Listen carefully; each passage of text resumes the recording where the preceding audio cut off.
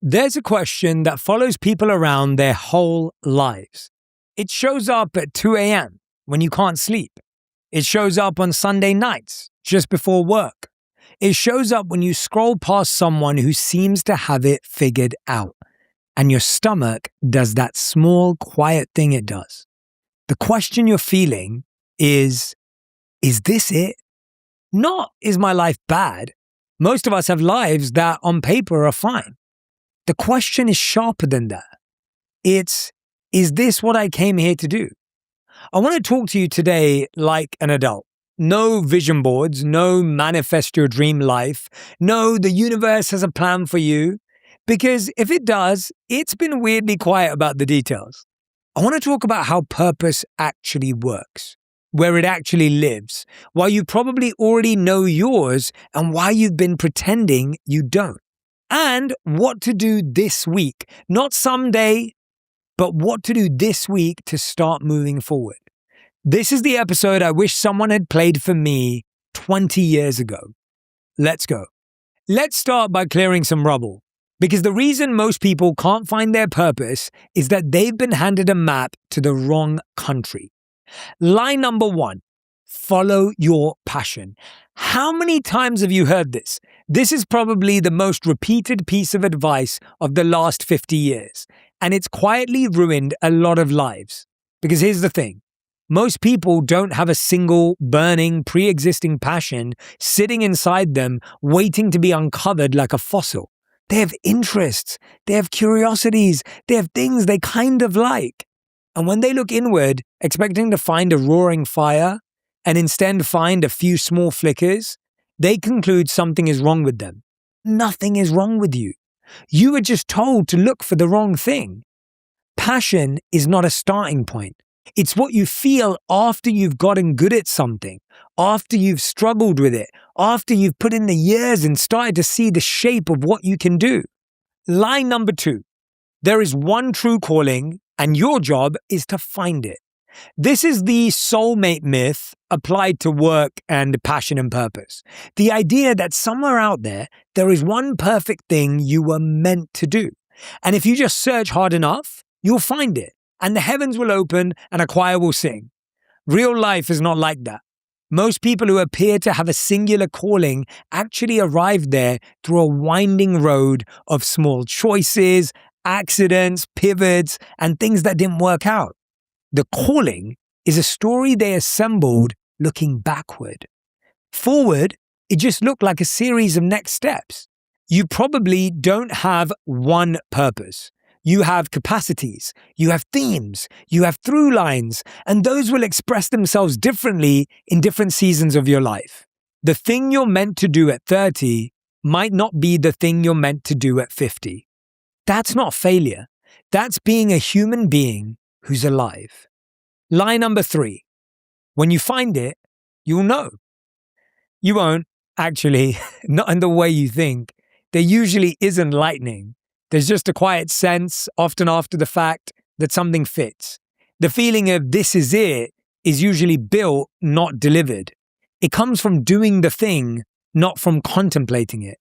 If you've been waiting for certainty before you start, I've got bad news and good news. The bad news is certainty isn't coming. The good news, you don't actually need it. Nobody who ever did anything meaningful had it at the start. They had a hunch, they had enough, and then they moved. Here's line number 4. Your purpose has to be your job. It doesn't. Some of the most purpose-filled people I've ever met have very normal jobs. They teach, they drive a route, they run a small business, and then off the clock, they coach the kids' soccer team, or they write the novel, or they show up for the people in their neighborhood. Purpose is not a job title. Purpose is a way of being aimed at something. You can aim at it from anywhere. Conflating purpose with profession is one of the cruelest tricks our culture plays. It tells you that if you don't get paid for your purpose, it doesn't count. So put all of that down. The map you were given is wrong. Let's draw a better one. Here's something that took me an embarrassingly long time to understand. Purpose is not a thing. It's a direction. It lives in verbs, not nouns. When you ask, what is my purpose? Looking for a noun, looking for a label like I'm a writer or I'm a healer or I'm an entrepreneur, you get stuck because labels are downstream of action. Nobody is a writer before they write. But when you ask, what do I keep doing even when no one's making me? What do I gravitate toward when I have an unscheduled afternoon? What do I do for free and have always done for free? You start getting somewhere real. So let me give you 4 places to actually look. Not abstractions, specific places.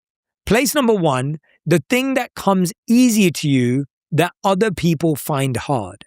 Most of us discount our natural strengths because they feel effortless. We think if it's easy for me, it must be easy for everyone. I promise you, it isn't.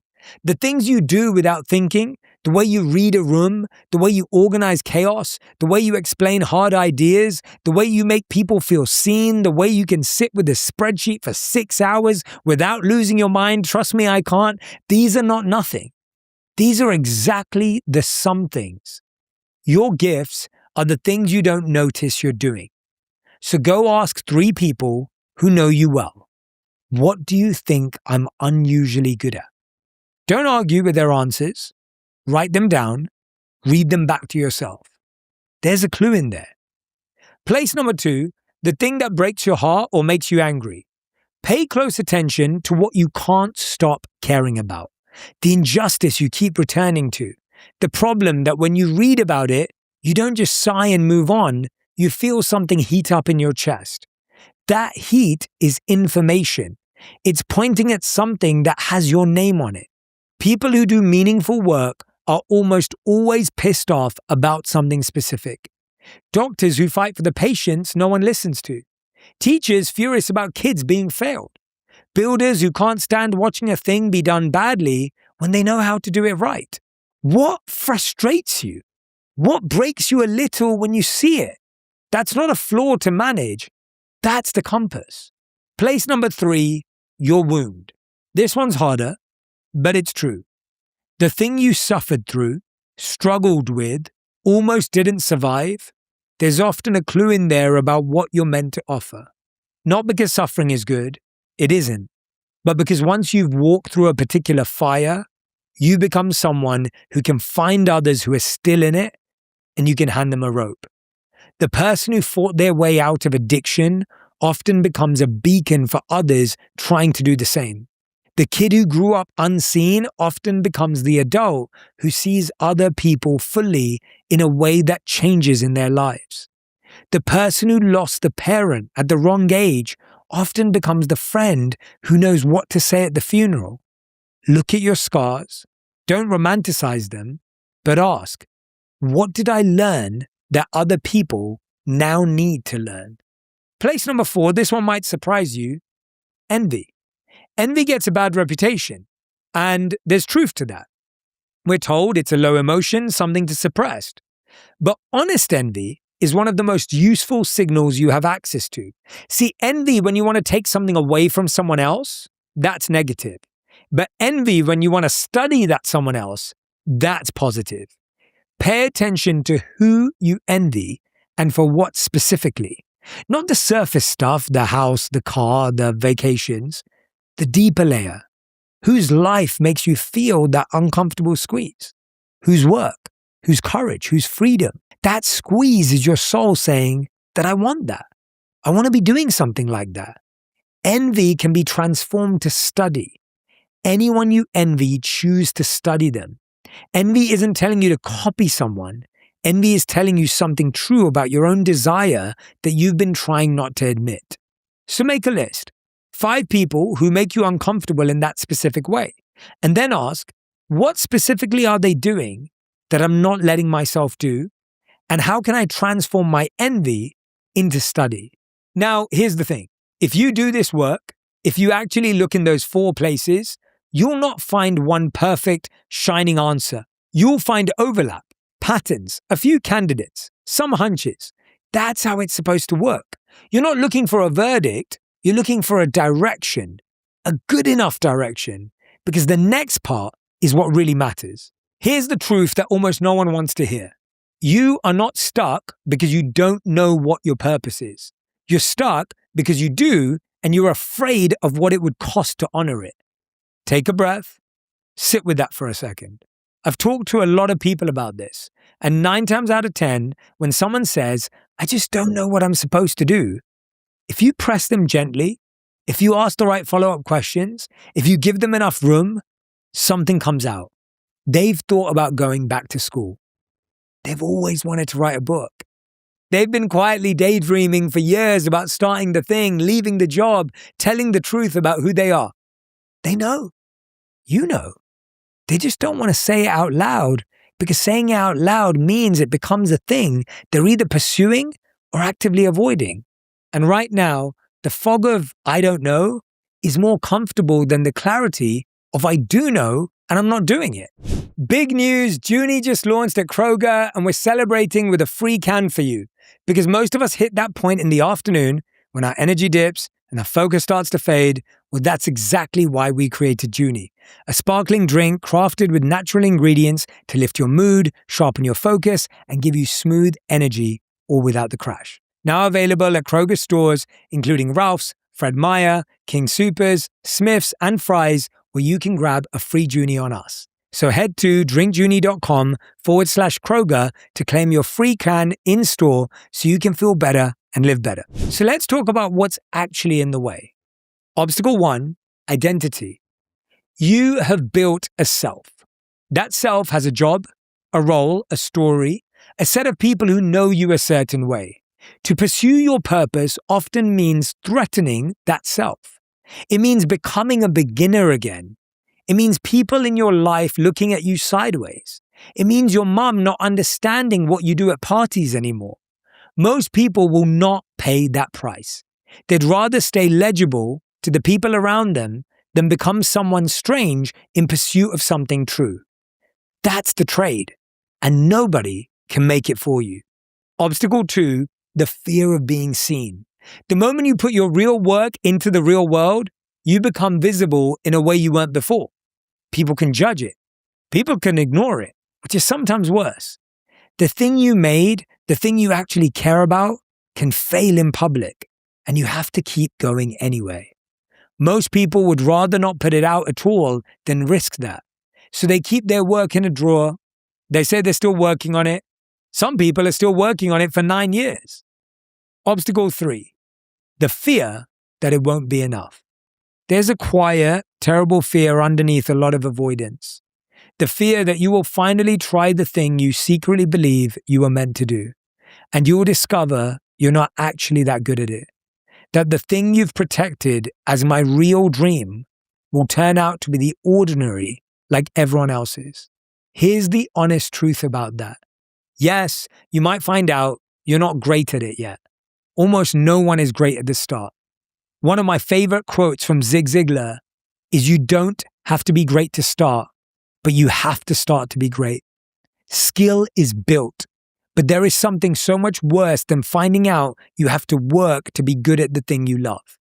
And it's reaching the end of your life having never tried, having to wonder what you would have been. Don't pick the worst one. Obstacle 4, comfort.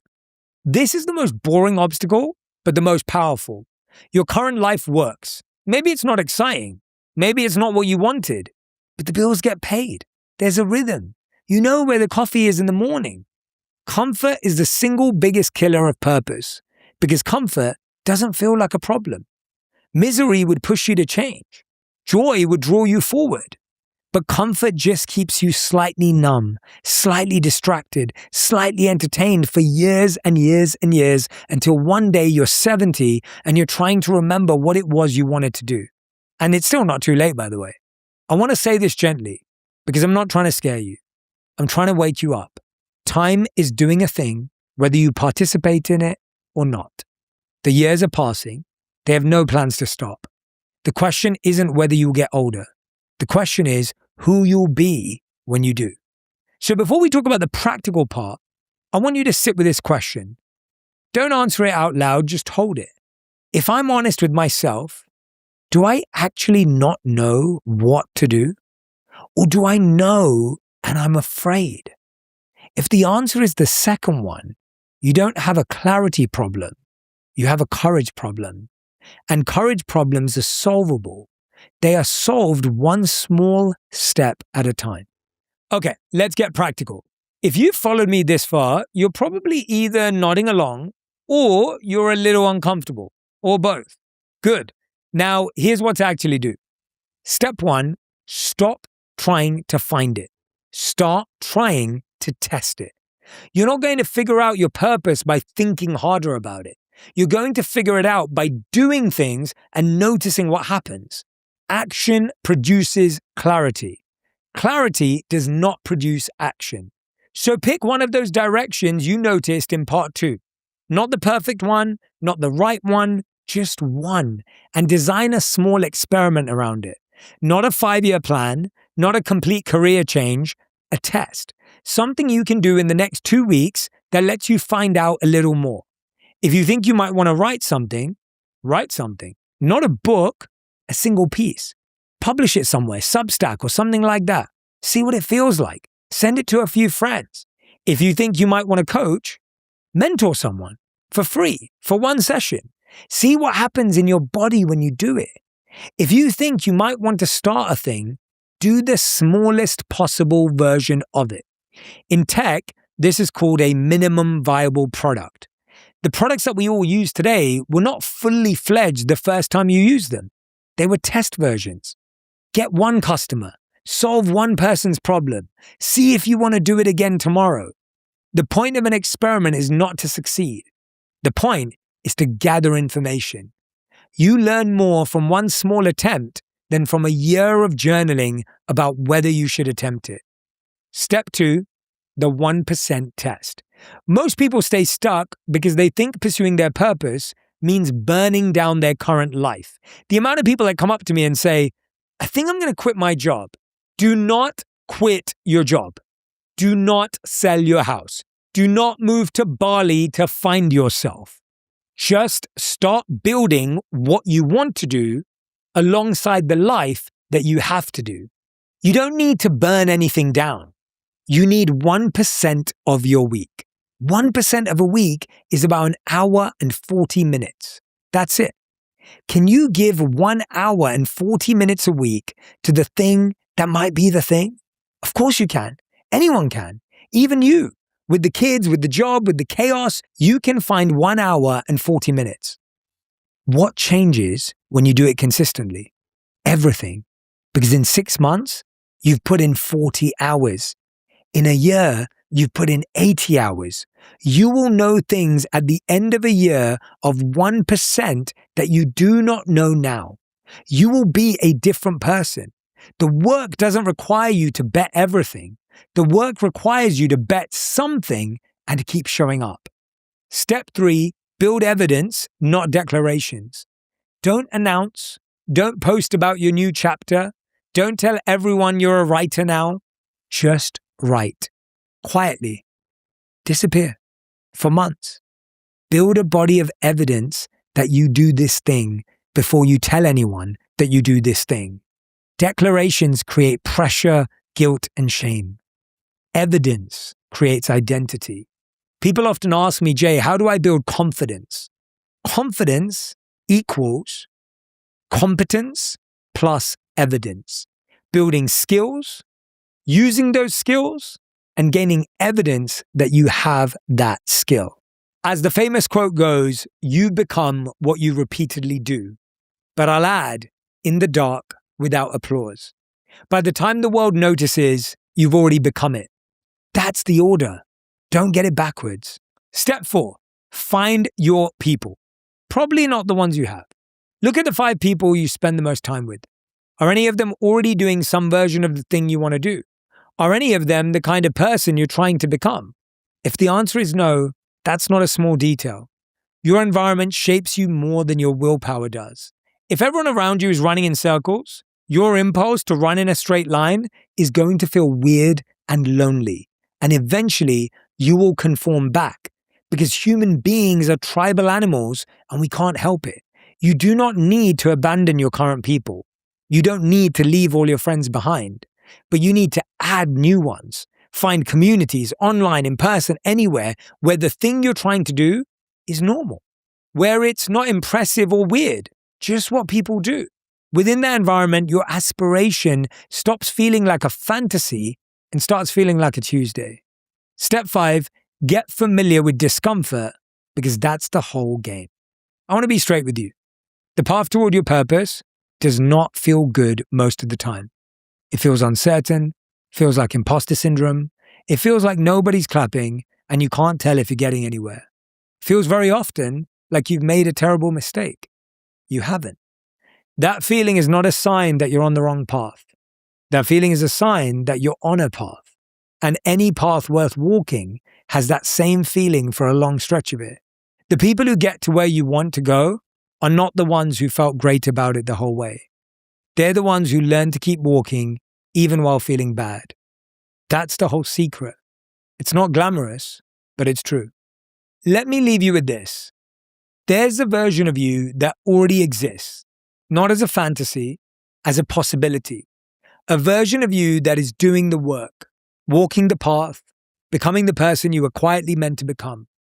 That version is not far away. That version is not waiting on a sign.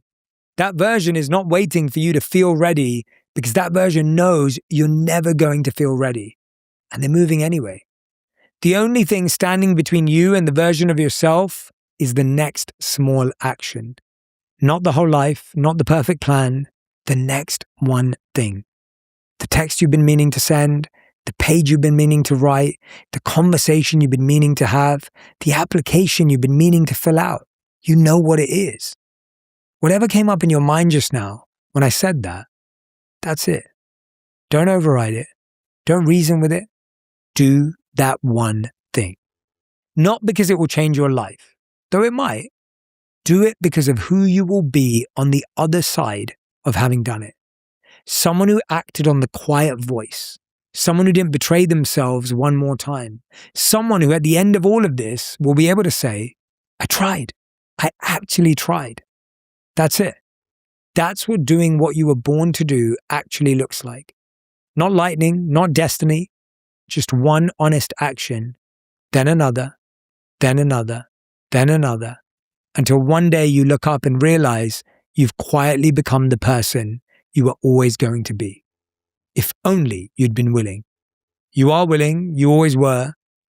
Today's a good day to prove it to yourself. There are a few models on purpose that I love. One of them is ikigai, the Japanese word for the reason for being. It says that purpose is found at the intersection of what you're good at, what you love, what serves the world, and what makes money. Where I want to place our emphasis is these 3 paths to purpose. One, as we talked about earlier, was passion being a byproduct. Sometimes you already know what you want to do, what you're good at, what you value. Could be organizing, it could be painting, it could be building, creating. The other ones are fascinating. We talked about pain. A lot of the times you find your purpose because you want to remove someone else's pain. It could be a pain you went through yourself. It could be a pain that you experienced along your journey, and you want to make sure that other people have the pathway to navigate it, to deal with that challenge. I've seen people create incredible charities, businesses, organizations that solve the pain they themselves experienced. Whether it was to support people who went through a miscarriage, to support people who don't have food and water or are homeless, to support people who dealt with the burnout and stress of a corporate job. What you want to do in the world doesn't have to be the biggest or the best or the first. It just has to be truly yours. And I think we're living at a time right now where our pursuit of being first, biggest, and best takes away from your truth.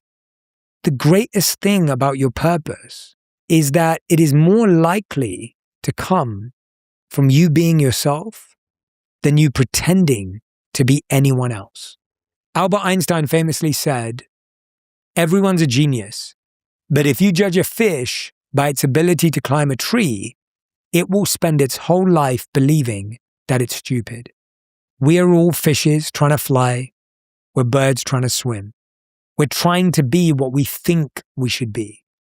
We're trying to be what we see others being, forgetting that being yourself in your authentic story, your journey, all your quirks is exactly what the world is looking for. What some part of the world is looking for. What a group of people is looking for. How many times have you ever seen someone on the internet and just thought, I really relate to that person? And if you asked them, they'd say when they put that out, they had no idea it was going to resonate with anyone. The Bhagavad Gita famously said, it is better to be a bad version of yourself than pretend to be a good version of someone else. It is better to do your duty imperfectly than to attempt to do someone else's duty perfectly. When we try to become that which we are not, I want to clarify this point. We think anything we can't do is because we're not good at it. But often it's just inexperience. So don't confuse inexperience with weakness.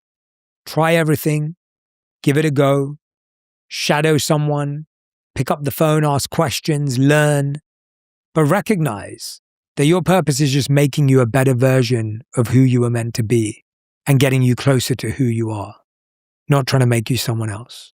Remember, I'm forever in your corner. I'm always rooting for you. I hope you'll share this episode with a friend who could benefit from it, or maybe share something that you've learned with a partner. I can't wait to see you on the next one. If you love this episode, you'll love my interview with Kobe Bryant on how to be strategic and obsessive to find your purpose. What I try to do is just try to be still and understand that emotions come and go. The important thing is to accept them all